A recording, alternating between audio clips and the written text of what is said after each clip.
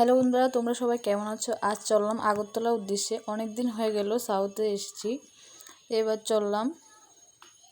দেখো মনু নদীর অবস্থা কতটা পাশ দিয়ে ভেঙেছে, মানুষের কতটা যে ক্ষয়ক্ষতি হয়েছে, এগুলো সারতে অনেক দিন লেগে যাবে।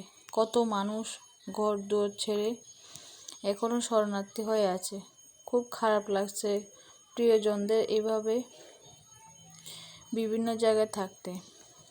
দেখো বেলুনি থেকে যাওয়ার পথে কত রাস্তা ভেঙে পড়ে আছে, মাটি ধস পড়ে আছে মাটি। খুব সুন্দর লাগছে আজকের আকাশটা, অনেকদিন পরে এমন রোদ্র উঠেছে। খুব খুব ভালো লাগছে এই দৃশ্যটা দেখে। তারপর বলে বাবার দেখা হয়ে গেল, হার হার মহাদেব। এবার মাতার বাড়ি পের হয়ে ব্রহ্মাবাড়ির উদ্দেশ্যে চললাম। এখানে স্টার্টিংয়ে জল কম ছিল, ভাবছিলাম চলে যাব। অনেকজন দেখো কটু বাইক ক্লিন করছে, কিন্তু ভাগ্যটাই খারাপ, আবার ফিরে চলে আসতে হলো, কারণ সামনের দিকে অনেকটাই জল, যার কারণে সবাই ব্যাক করে আবার চলে আসছে। কবে জানি জল কমবে, রাস্তাটা আবার ঠিক হবে। সবাই গিয়ে গিয়ে আবার ব্যাক করে চলে আসতে হলো। এবার মাতার বাড়ির দিঘির পাড় দিয়ে আবার চললাম ফাড়ির রাস্তা দিয়ে। মায়ের এত কাছে এসো মায়ের সাথে দেখা হলো না। মা গো, তুমি ভালো থেকো, সবাইকে ভালো রেখো, আবার দেখা হবে। সব কিছু ঠিক হয়ে সব ঠিক হওয়ার পর আবার কখনো আসবো মা, সবাইকে ভালো রেখো। এবার চললাম সে 4 কিলোমিটার রাস্তা ঘুরে। রাস্তাটা এতটাই সরু যে একটা গাড়ি গেলে আরেকটা দাঁড়িয়ে থাকতে হয়। গ্রামের ছোট রাস্তা এখন জাতীয় সড়ক হিসাবে সবাই ব্যবহার করছে। 1 ঘন্টা দাঁড়িয়ে থাকার পর রাস্তা ক্লিয়ার হলো, তারপর আবার শুরু হলো। দেখো রাস্তার কি অবস্থা, খুব কষ্টে গাড়ি চলাচল করছে এই রাস্তা দিয়ে। কি করার আছে, এখন এটাতে চলতে হবে। তারপর চলে আসলাম মেন রোডে। এখন আমি বাসে উঠে গেলাম আগরতলার উদ্দেশ্যে। এবার চললাম আগরতলার উদ্দেশ্যে। প্রকৃতির সৌন্দর্য দেখতে দেখতে আবার চললাম আগরতলার উদ্দেশ্যে।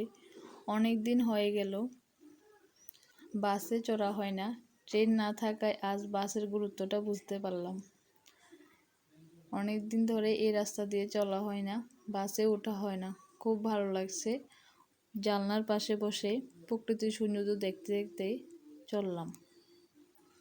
তোমরা কে কোথা থেকে ভিডিওটা দেখছো অবশ্যই জানাবে। কেমন আছো সবাই? আমার ছেলেও ফার্স্ট টাইম এমন বাসের পাশে বসেছিল, জানলাতে বসে ও খুব মজা পাচ্ছিল। হাত দিয়ে দিয়ে রাখছে কারণ চোখে অনেক বাতাস লাগছে।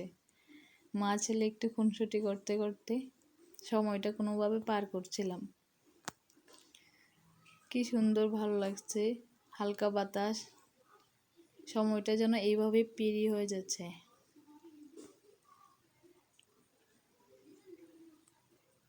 আস্তে আস্তে চললাম আগরতলার উদ্দেশ্যে।